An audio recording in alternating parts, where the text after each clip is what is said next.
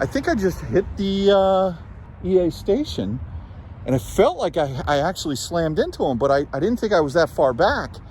And I got out of the car very reluctantly, and you can see how far away I am from the posts, and the car actually braked, and it did not even come close. I got a foot away. Hello everyone, my name is Dave and welcome to Out of Spec Reviews. Today we've got a good one for you because I've bought another car. Yes, I have. This time it's the Volkswagen ID.4, my third one, the all-wheel drive version. And as you can see, this car is in Moonstone Gray. It does not have the gradient package. I opted to just get the basic with the 19-inch wheels, but of course it is a Pro S, and I'm looking forward to taking you through the differences between that, at least that I've noticed, between the rear-wheel drive and the all-wheel drive ID.4. So sit back, fasten your seatbelt, and enjoy the video. I wanted to see what version of software. There's been a lot of talk about version 2.1 versus 2.3, and 3.0 is coming out, and supposedly that's going to be the version that displays the percentage of battery state of charge left, prior to you getting down to turtle mode or whatever they call it, which is kind of bothersome for me because I've come from Tesla and I like to keep my car in percentage mode. But one of the things that you're able to do in here is within settings is go to system information, and you can see that you've got this screen here. Now, what's weird is it doesn't tell you version 2.1 or version 2.3, but in going on to some of the forums, I noticed that software 0792 does correlate to 2.1 version and not 2.3. So that little number right there, why they wouldn't actually say version 2.1, 2.3, 3.0, I have no idea. If you do click on display all updates, I assume this is where you would actually see an update that becomes available. You can see there's nothing there, nothing ready for my car. Now, this car I picked up in the middle of October, and it just hit the port, recently from Germany. So this is a brandy new all-wheel drive, one of the first to hit the U.S. shores, and it still has that, software 0792, codenamed version 2.1. Guys, what are you doing the weekend of November 13th and 14th? Just around the corner, 2021, of course, I will be at Sonoma Raceway for the Holley EV event. Holley is a long-time supplier of awesome performance upgrades for vehicles, and now they're going crazy heavy into electric cars. Starting with this awesome event, you'll see content creators like myself, my friend Rich Rebuilds, Randy Popes, the race car driver, will be there as well. There's going to be a ton of people, and you'll even be able to get your EV out on track. You can choose from driving the road course, the amazing Sonoma Raceway, one of my favorite tracks. I've been lucky to spend a lot of time on that track. There will also be autocrossing opportunities, or if you don't want to go on track and see what else is there, they'll have vendors, a hangout area, and a great way to connect with other EV drivers. So November 13th and 14th, Sonoma Raceway in the Napa area of California. I'll be there. Some of the Out of Spec team will be there. My colleagues are coming. We're going to have an absolute blast. So if you're going to be at the Holley High Voltage Experience, make sure to stop by, say hello. We look forward to seeing you all there. So you join me in the all-wheel drive ID.4 on Route 95 in Darien, Connecticut, of which, I don't know, we're doing 30 miles an hour. I thought it was going to be a little, it's to be expected. It's 95 on a Saturday morning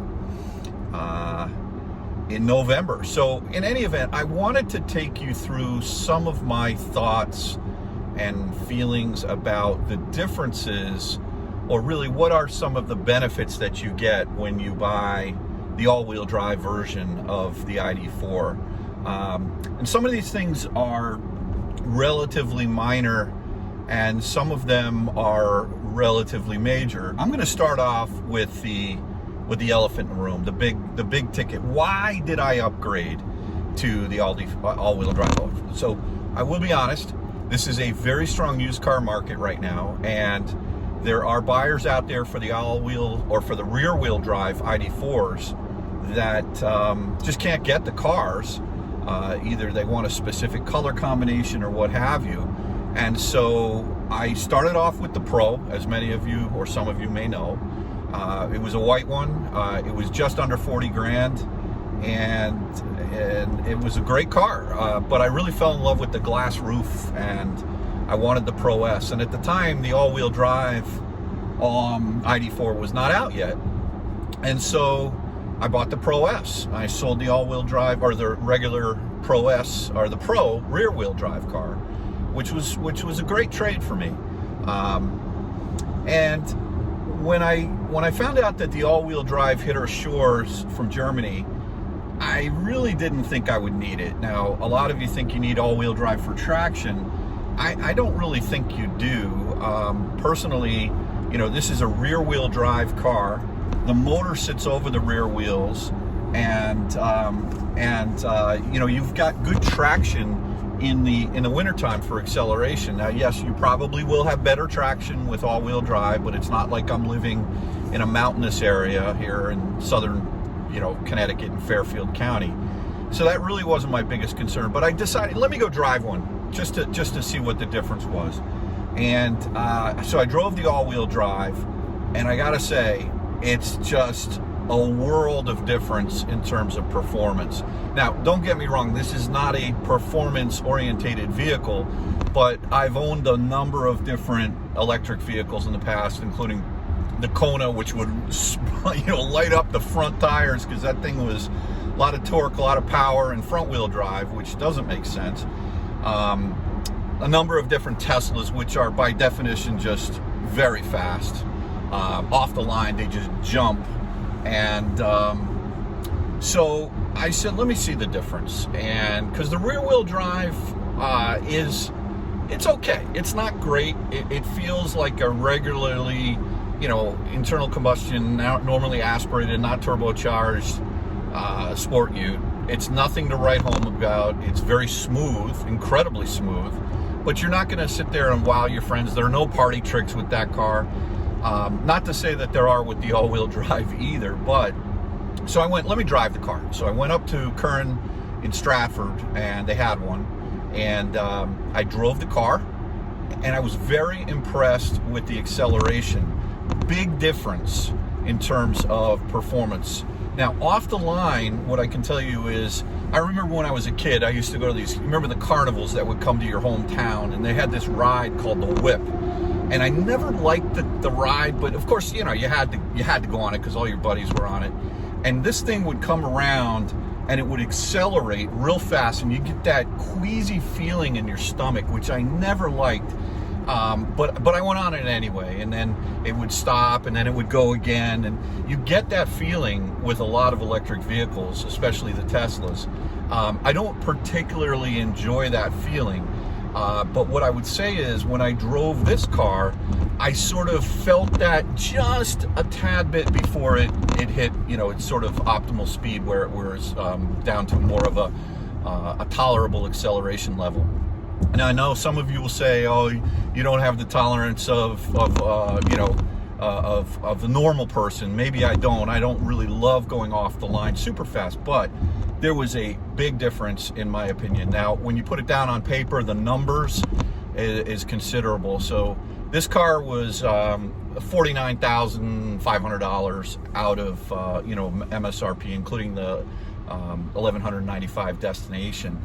And really, I decided to get this one, which is a non-gradient Moonstone Gray. And yes, it does have the brown dash, which I know I've said in the past I don't love. But it's growing on me. I don't dislike it. I do like the light interior better, but you can't get that light interior with the Moonstone Gray exterior color, which I love. By the way, I call the car the Moon Buggy, you know, because it's Moonstone Gray, and it's a tribute to the Volkswagen Bug. So Moon Buggy it is. That's what this car is. But so the torque in the car is not crazy strong, but I don't know if you've ever been down at Disney World, Aerosmith's Rock and Roller Coaster, which does some crazy acceleration. That feeling, that nauseous feeling that you get, you borderline get that with this all-wheel drive car. Now, 0 to 60 specs are 5.2 versus I think 7.4, which as a percentage is huge, but on paper, the power is basically going up 50% from 200 to 300, roughly. The torque, I don't know the numbers, but what I can tell you, it is a huge difference in terms of the drivability of this car. When you add to that the fact that you've got all-wheel drive, I did go with the 19-inch tires on this car, which I think will add to the range, but it will also make maybe a little bit softer ride. I do feel as though this car in the all-wheel drive is a bit firmer and more planted than the rear-wheel drive. It does have a slightly higher ride height. I measured earlier today, just putting this right next to my Pro S rear-wheel drive, and it's about a ½ inch higher, maybe 7/10 or 6/10 of an inch higher in the front. And interestingly enough, in the rear, it was about a ½ inch higher with the all-wheel drive versus the rear-wheel drive. But keep in mind, I've got 20s on the rear-wheel drive Pro S versus the 19s on the on this all-wheel drive car. So, but you're getting 50% more power, and a car that now is definitely respectable. You get that sort of fun feeling of acceleration when you really want to go. It jumps pretty good. And I'll talk about that a little bit more. So some of the differences here in the all-wheel drive, you get a heated windshield, which is a great thing. I love that. I'm having to figure out how to turn that on in the morning because I do park this car outside before I go to work. And we have been getting some colder days now with the hard frost. But one of the things that I've noticed with the heated windshield, and this was common with some older Range Rovers that we've owned over the years, is they have these metal, whatever sort of fibers running through the windshield, which are electric. And that causes my Escort Max 360C GPS-based radar detector to not be able to pick up the GPS signal, which is interesting because if you use Escort Live in addition to Waze when you're on a road trip, you're not necessarily gonna know where you are, although if you sync it to your phone knows where you are based on GPS. But you can't get the speed readout on the Max 360 as a result of the GPS being disabled because of the windshield. I'm going to do a little further test on that. If anyone else notices that, it would be great. There is a section of the windshield up by the mirror that you'll notice in some cars. A lot of people put their easy passes or their bridge toll passes up there where if it is a heated windshield, it does not contain those electric strips. So I got to try that out and see if I mount the radar detector instead of down low. If I mount it up higher, I wonder if that might alleviate the problem. But just be aware of that. The second thing is similar to the all-wheel drive. To the first edition rear-wheel drive car. This all-wheel drive, at least here in the States, comes with Hazard reported ahead. Oh, well, thank you. Hazard reported ahead. It does come with a tow hitch. It's not one of those bigger, this car only tows, I think the stat is the all-wheel drive will tow 2,700 pounds versus 2,200 pounds. I know Kyle's got an all-wheel drive this week out in Colorado. He's going to be probably doing some testing with that car for towing. But this one will tow 2,700 pounds, which is great if you want to put a bike rack on it in the back just to, bring more, maybe a jet ski or something like that, or a small bass boat. That'll be pretty good. Let's see. You do get an all-wheel drive insignia on the front of the car, which is awesome. It's, whatever. There really aren't that many differences on the outside of the car between the rear-wheel drive and the all-wheel drive. Let me think. I talked a little bit about the acceleration, and let me talk a little bit about non-gradient. So there's a couple of things I just want to say. You can minimize the price difference between a rear-wheel drive and an all-wheel drive very easily by doing the following. If you find a car that does not have gradient in a color combination that you're comfortable with, where it doesn't have gradient. Like, for example, in the white, I definitely wanted the gradient. I think the black roof looks awesome. I think the trim around the front lip of the car and the rear lip of the car look really good, offsetting against the black color of the gradient and the silver trim. But with the Moonstone Gray, I did not like. It's not to say I didn't like the gradient, but I felt like you lost the value of this sort of black and gray theme that you have without the gradient. And honestly, the wheels between the 19s and the 20s here in the States, the gradient includes 20s versus 19s. The 19s look great. They look amazing. They're alloy wheels. They're not anything that is a big difference. Like I think in Europe, you folks are able to get the 21-inch wheels now. Those look pretty sick. They may actually degrade your performance, but the all-wheel drive versus the rear-wheel drive, it only gets 10 miles of per gallon fewer EPA range. I think it's, I don't know, don't quote me, 260 on the rear-wheel drive and 250 on the all-wheel drive. But what's interesting is because I had the 20s on the Pro S rear-wheel drive and I've dropped down to the 19s on the all-wheel drive, I'm pretty sure, at least I've driven this car about 850 miles so far, I don't really see a big difference in range. And so if you don't get the gradient, you save $1,500. The other thing is they have these little packages that I think are usually put on at the port when the cars hit the ground. I may be wrong, but they have this emergency roadside assistance kit, and then they have these rubber floor mats, and then there's some other convenience kit. And when you add those up, oh, I know the other thing is the HomeLink rear view mirror. It's $325 option. And so if you don't get that emergency kit and you don't get the rubber mats, and then there's another mat that can go all the way in the back of the car, in the rear. If you can find a car that doesn't have those, or if you order one without them, and you get the base rear view mirror without the HomeLink, and you just use the little garage door opener, okay, that's fine.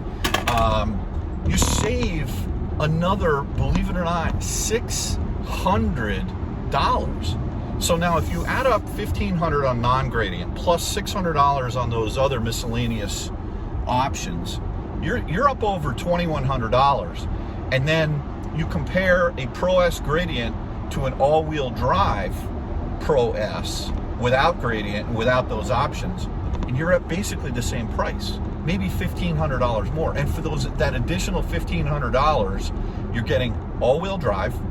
Now, I know in the States, we're not getting the heat pump.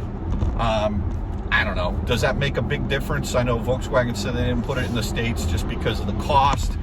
But I've had Model Ys without the heat pump and Model Ys with the heat pump. We didn't notice a difference. Just put the heat on, precondition it, and drive it, and you'll be fine. But the real trick is 50% more power, 0 to 60 in 5.4 seconds. And I've heard there's a little bit larger brakes in the front, although I'm not sure if that's actually true. I read somewhere where maybe that is not true.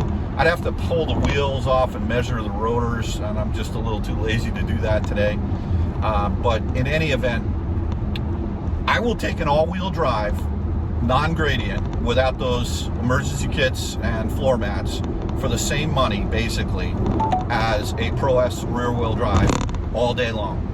And, not to say anything bad about the rear-wheel drive. It's a great car.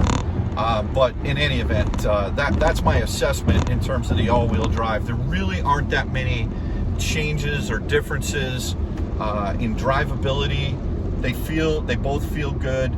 The interesting thing about the all-wheel drive is that it has two different types of motors. In the rear, there's a permanent magnet motor, which obviously spins all the time, and that's where your primary power comes from. But if you're light on the accelerator, your front motor, and I took some pictures, some video earlier of the the underneath the hood and what it looks like, I could not see any difference between the all-wheel drive and the rear-wheel drive. I looked even like, you know, cabling.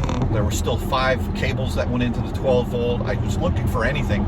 Clearly there's additional componentry underneath, an additional cable connecting up to the 77 kilowatt hour battery pack usable, but it's I didn't see any difference between the rear wheel drive and the all-wheel drive, but you know, that's kind of a I guess to be expected, but in any event, you know, I just think the drivability of the car is very similar. So nothing bad about the all-wheel drive. We don't get the heads-up display in the US. I think you might get that in Europe.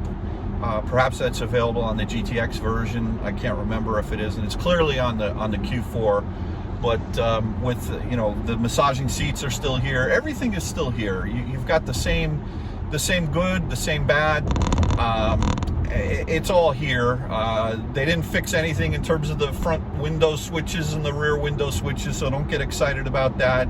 There's no 360 surround camera. There's no, you know, damper control when you switch between the different modes in the car.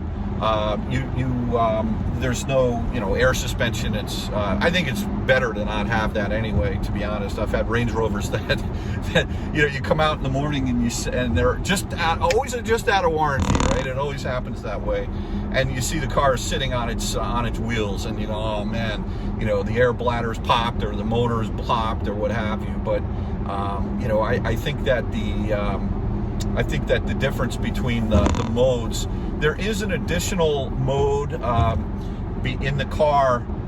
You get Eco, Comfort, Sport, and there's an additional mode which is Traction mode. And from what I can gather, Kyle and I were talking about this, he believes that means that the front motor is engaged, it's excited, so it's spinning, it's getting power to it, so it's maybe more ready, more like a constant all-wheel drive setup. I'm not sure if that's the case, but the good thing about having the permanent magnet motor in the rear and the induction in the front is that when you're just cruising around, the induction motor in the front is off, and I think that's what helps achieve the EPA rating that you are able to get. Really, there's not a big difference.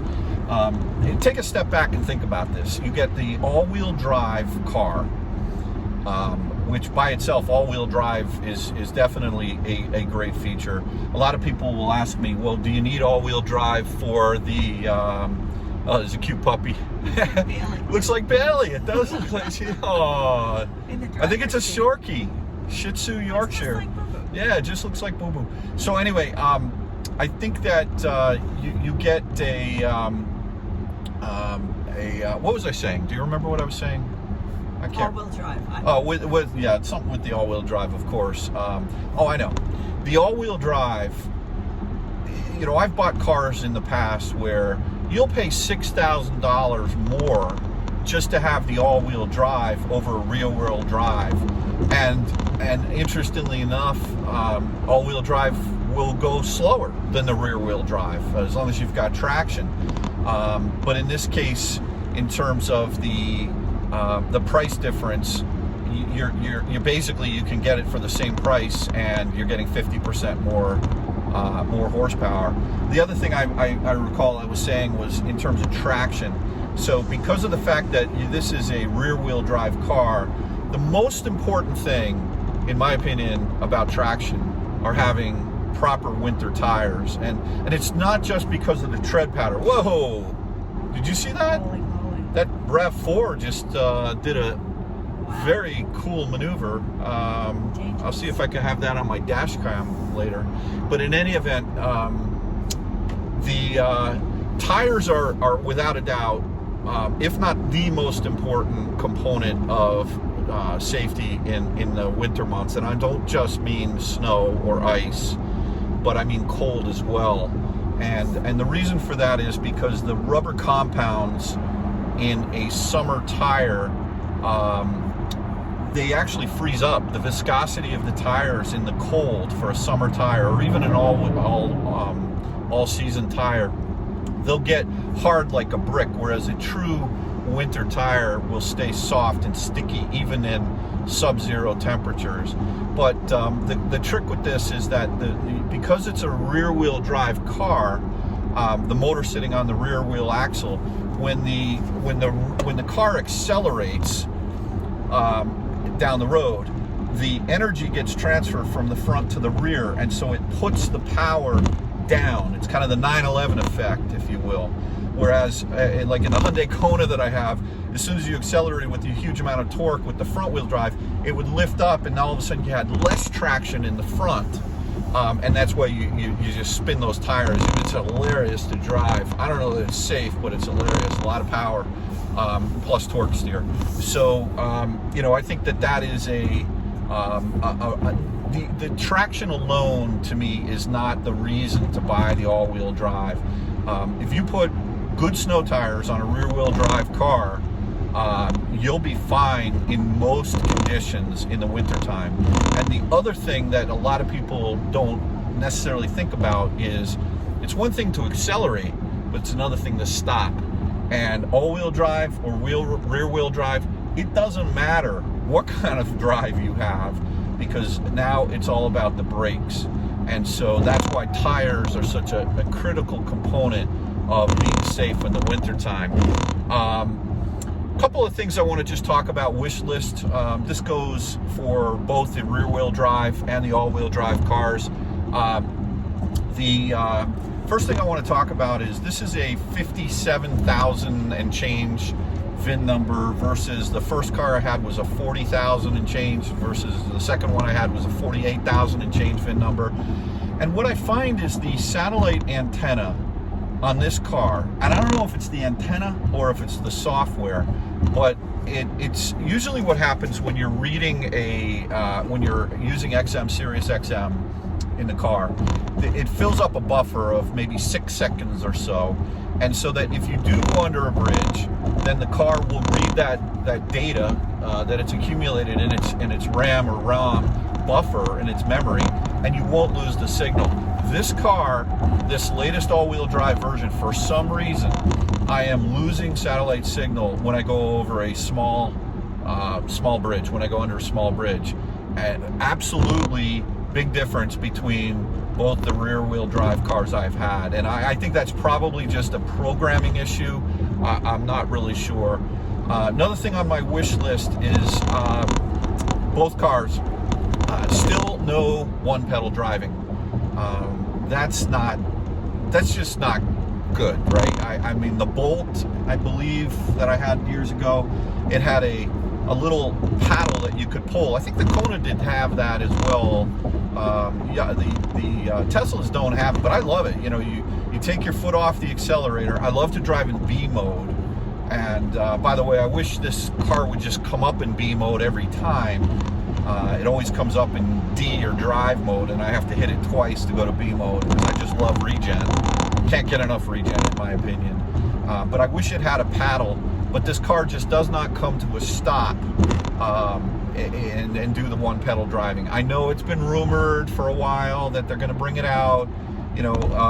It's not a reason to not buy the car. I don't think it's a hardware limitation that they can't. There's a beautiful Vet. I think that was a 90, what year Vet was that? That was an 86, I think. In any event, I think that the one pedal driving will come, and the version of software this car is on right now is 2.1. I know we're all waiting for the 2.3 version, and there's a lot of rumors out there about version 3.0 in terms of what's going to be in the specs, so we'll have to see. But still no one pedal driving. I do wish there were more buttons. I know in Kyle's review on this channel about the Q4 e-tron, the dash, everything they do in that car, it's the same exact car mechanically, right? But it's definitely classier in terms of the UI.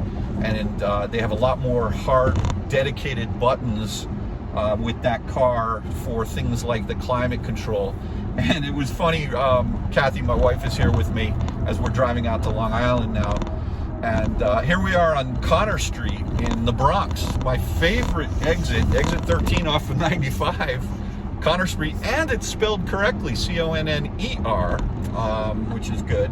So thank you for that, the Bronx. In any event, what was I saying? I keep losing. You know what? These gray hairs are real. I'm losing my mind. The haptic buttons. So we were driving a couple of weeks ago, and all of a sudden the entertainment, the UI system went off, and we couldn't figure out why it went off. And it was a cold day, and I know that either I or Kathy, we want to put the heated seats on. There is a trick that you can actually hit like twice on the heated seats, but I just wanted to kind of hit the heated seat once, go to the menu, because I also wanted to put on the heated steering wheel that's on this car.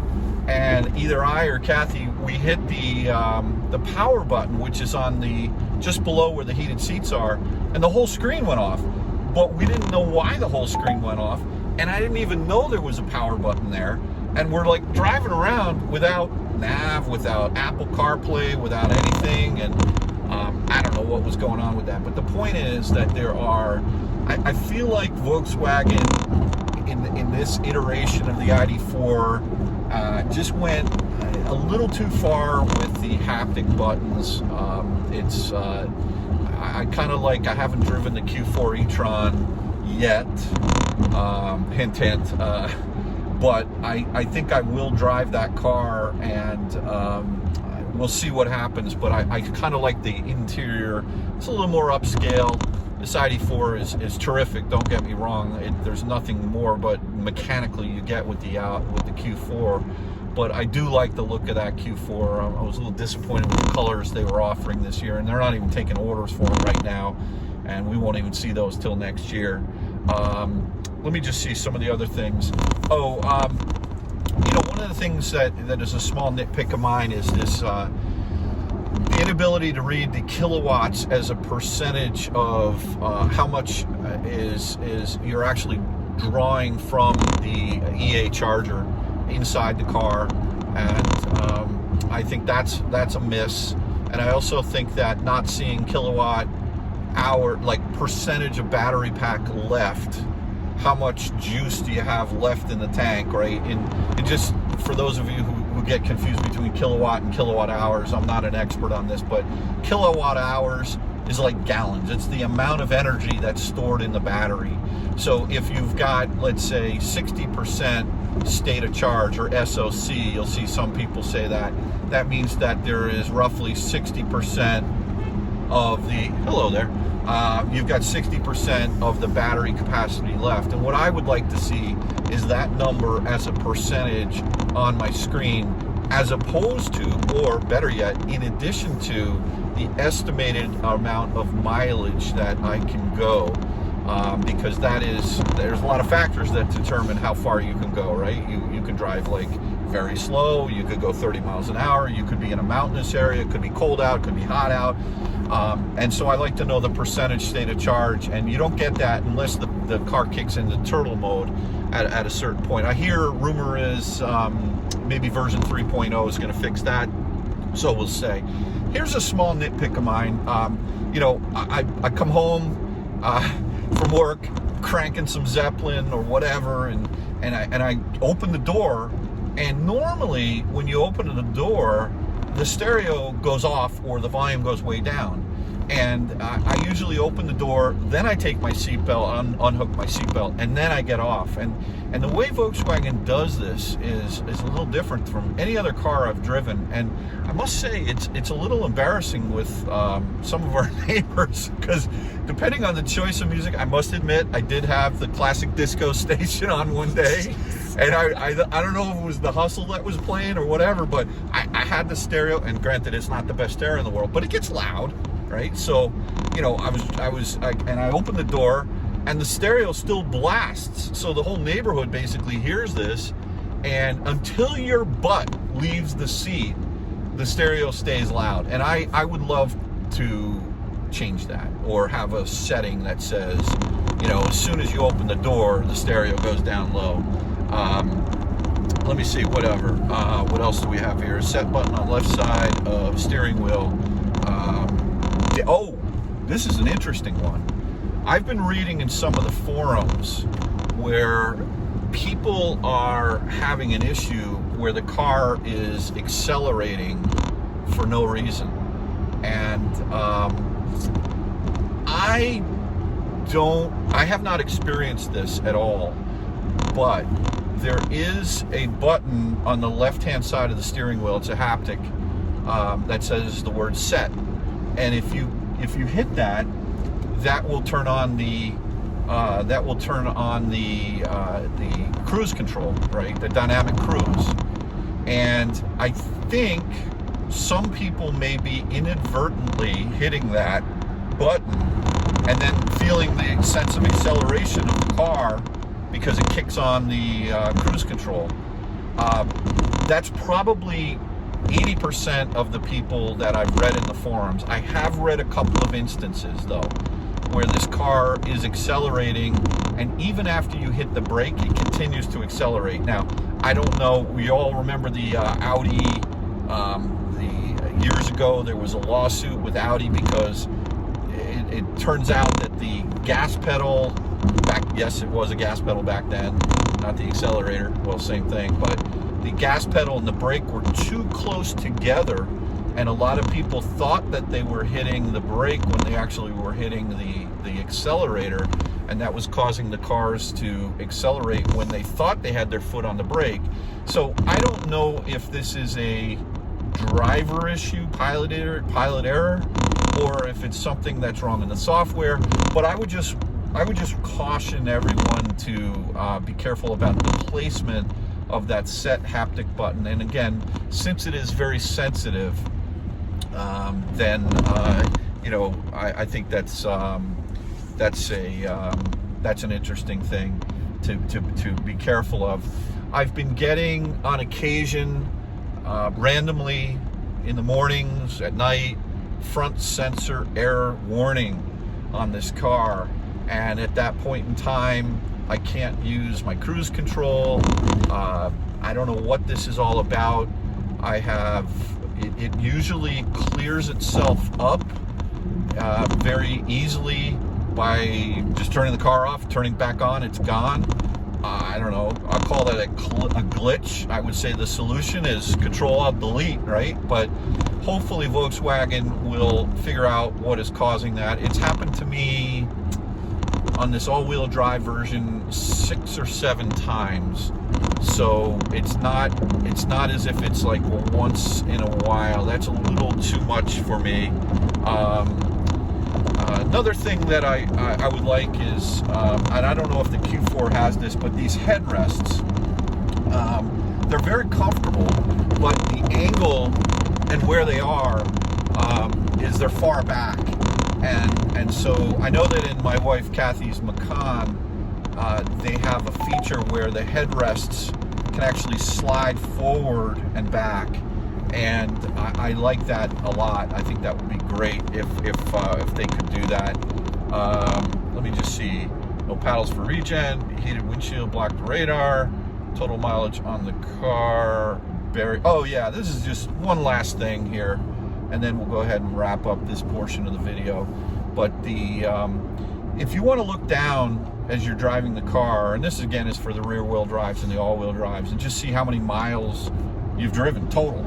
It'll tell you how many miles are left. You have to go to a menu and find it. You got to go to vehicle, and you got to go to, I believe, data. Is that the data? I don't remember. Maybe status? Yeah, status. You got to go to, and then you see, okay, 826 miles. I've never had to do that with a car before. I want to see how many miles I have on my car and look down on the odometer.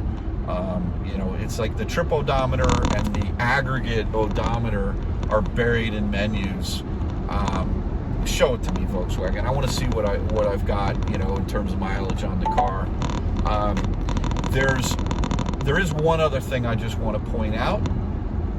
So right underneath the battery in the indicator right in front of you, not on the UI interface, the big one, there's underneath the speed that you're going, the speedometer, there's the mileage range left and also the battery capacity in terms of a graphic. It doesn't say percentage, but it shows you, like right now I can see I'm basically, looks like around 50% state of charge with 162 miles of range left.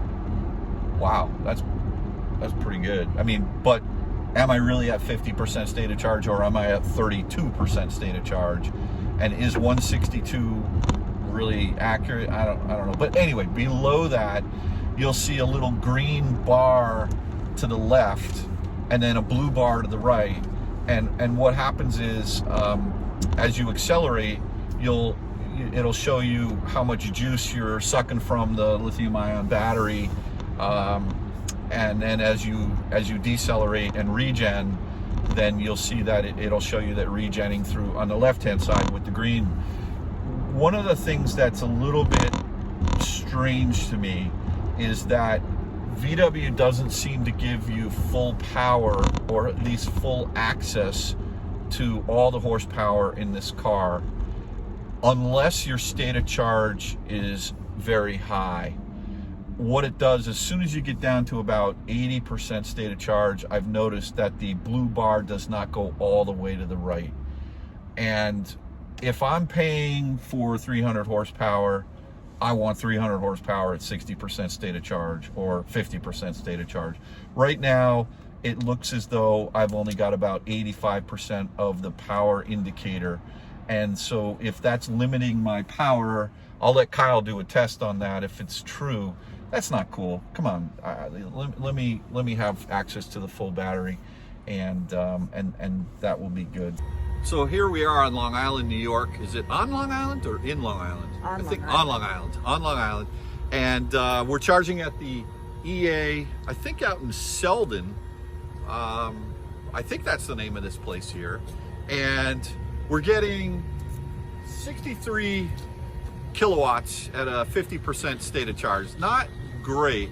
And when you compare that to this beast over here, which is the big e-tron, the Mac Daddy, this one is at, let's see, 37% state of charge. It's only pulling 125 kilowatts right now, but this car is a charging animal.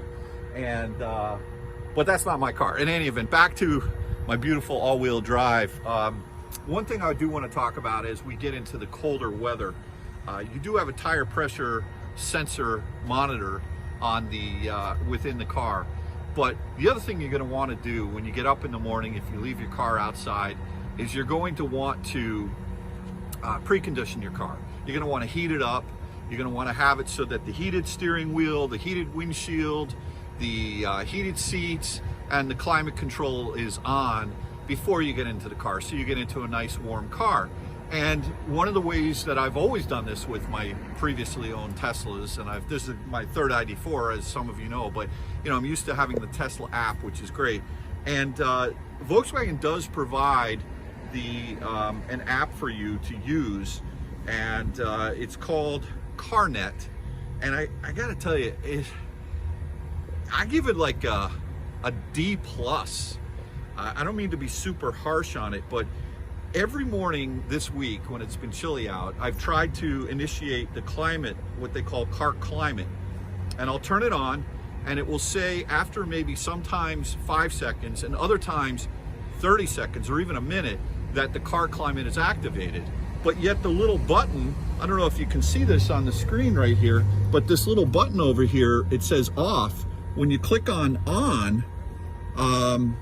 it'll take it. It says sending changes to your VW, and then it'll say off, as opposed to now. This time it worked. You see that? Success. Climate started. Moon buggy. My climate control has started. But sometimes when that happens, you'll start the climate control, and then the climate control will just turn off. And I don't know, it's a bit finicky. And there are certain things also that I would want to make sure of, is that the actual, when you turn on the climate control in the morning, I would want the ability to turn on the heated seat. Which heated seat? Both heated seats? At which setting? I'd also wanted the ability to turn on the heated steering wheel, and also the heated windshield, and what you can set what temperature you want the car to be at. But look, I just think minor improvements in the app. In my opinion, no excuse that this is coming out, that it's as slow as it is. This is all vertically integrated within Volkswagen Group, and they control the car, the software, and everything that goes with it. So I would say room for improvement with the with the Volkswagen CarNet app. So here we are. I don't know why this just said charging stopped. It says please unplug. Grace period has started. I only got to 61%, but I can tell you I was at 61% and it was charging at 37 kilowatts, which is strange to me. Now if I come over here to the big e-tron, and you see this puppy's at 60%. It's hard for you to see, but it's at 60%, and it's currently charging at 145 kilowatts. So now I'm not saying that the ID.4 has a bad charging curve. I would like to see the charging curve increased from its max of 125. Well, that Audi is just a beautiful. This is a Prestige as well. I was talking to the owner. Great car. But in any event, with the ID.4, currently the max that it will pull is 125. I think that's going to be upped with version 3, maybe, software. Let's hope that that's the case. But in any event, let me figure out why this thing stopped charging at 61%. Now I'm on the grace period. That's weird. So I want to just explain what happened at EA, because I think it's a little bit strange. But when I got the first Pro, the ID.4 Pro, I signed up for EA, no problem. When I got the second one, it kind of confused the network, and I wanted to have 2 cars on my one account. And it was a bit of a hassle to get the car to be, authorized.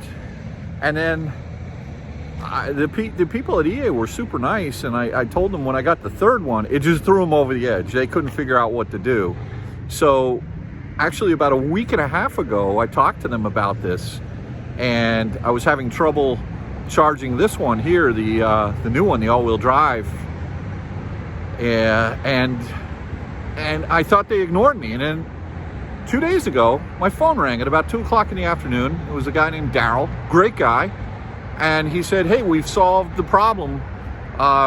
What they did was they took the first 2 ID.4s that I had bought and took them off my account and just had this one on there. But I was going to have to go in and add this one to my account with the VIN, and they have this secret code that you have to be told by your dealer, but I know how to find it, so PM me if you want.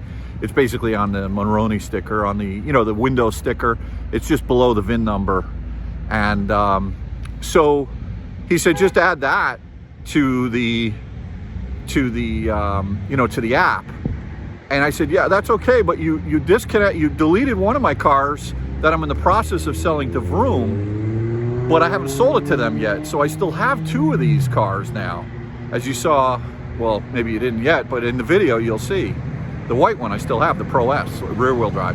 So he's like, oh, I'm really sorry. I said, that's okay, you know what? That was not an EV, in any event.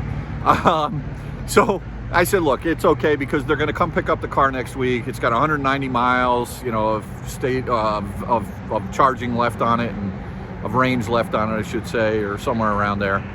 And so I said, that's okay. But here's one thing that I would like to say. This $1.2 billion, trillion dollar plan just passed today. And they've allocated $7.5 billion towards electric vehicle charging. And folks, we got to get this right. It's not just EA, but the current state of charging right now, if all they do is replicate the existing CCS infrastructure here in the United States, then we are going to run into more problems. I mean, things need to work vertically integrated with plug and play and make it easier for the masses, because there's so many more brands out there today that are, you know, coming to the market, some of the mainstream cars, and we've got Rivian now and Lucid now, and you know, there's going to be the electric Ford pickup. There's so many, the Mach-E and all these different cars. So I hope that we as an industry and we as people and the government can figure out how best to spend and invest this money wisely. We're going to have to set aside some of those funds to perhaps maintain these stations that we have today. But at a minimum, we just got to get this stuff to start working pretty well. I consider myself maybe a slightly above average user of electric vehicles. I've had a lot of them.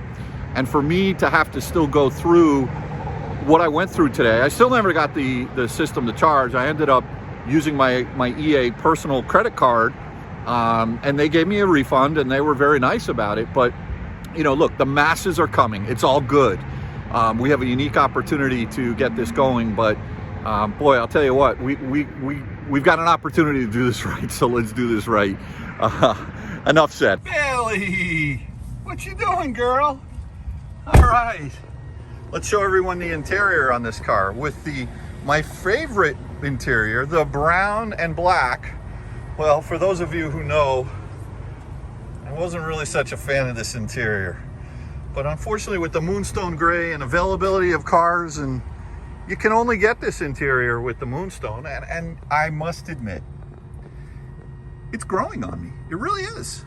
All right, well, listen, those are some of my thoughts in terms of this all-wheel drive ID.4 versus the rear-wheel drive. Some of the things I've mentioned are applicable to both cars, but look, this is a comfortable place to be. I will say the one thing Kathy and I both agree on is the massaging seats are amazing. One thing that's a pain is they shut off after 10 minutes. Just leave them on, right?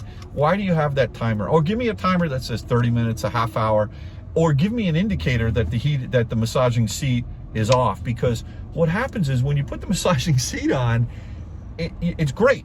And then a half hour later, you're like, wait, what happened to my massaging seat? And you just don't realize it's not there. So in any event, I wish it would stay on a little bit longer than it does.